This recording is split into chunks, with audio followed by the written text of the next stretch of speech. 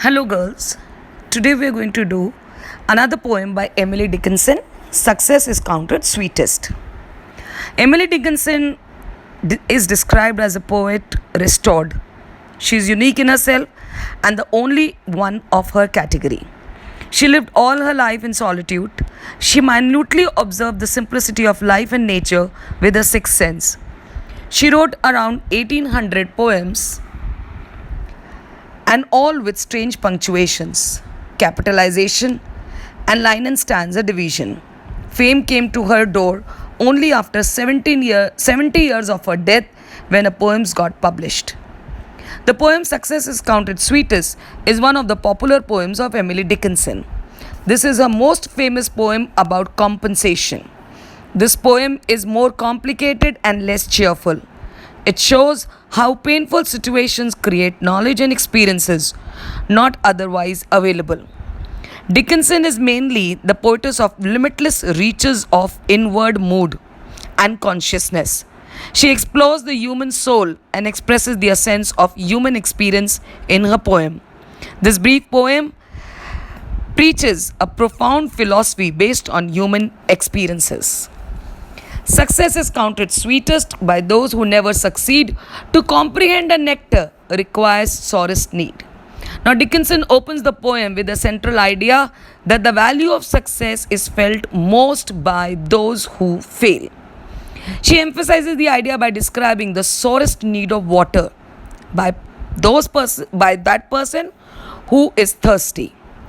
So you enjoy only when you are thirsty and water becomes like nectar. So here we find an unmistakable emphasis on the renunciation. Not one of all the purple host who took the flag today can tell the definition so clear of victory. In the second stanza, the poetess further emphasizes the idea by illustrating an example from a battlefield.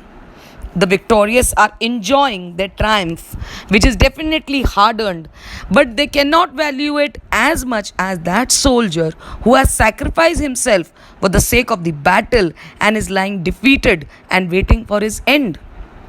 And he realizes what is success, what is victory. He knows the real value of victory.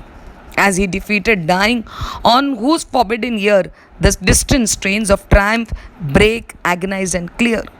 The pathetic condition of the soldier gets intense in this stanza. He is lying, waiting for his death.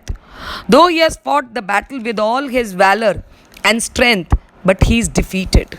And not only defeated, he is wounded and he is waiting for his death. And his pain increases manifold when his ears hear the victorious sounds being played by the army who is his enemy.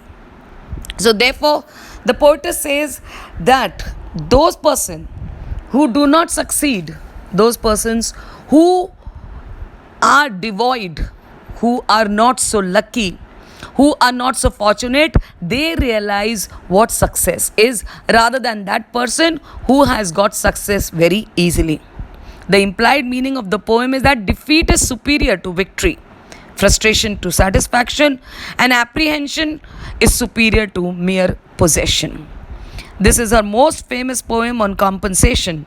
Emily Dickinson expresses the idea which was expressed by Shelley in his poem To a Skylark. We pine for what is not.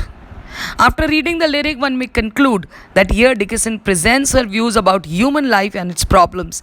The simple use of language amplifies the idea of renunciation. Thank you.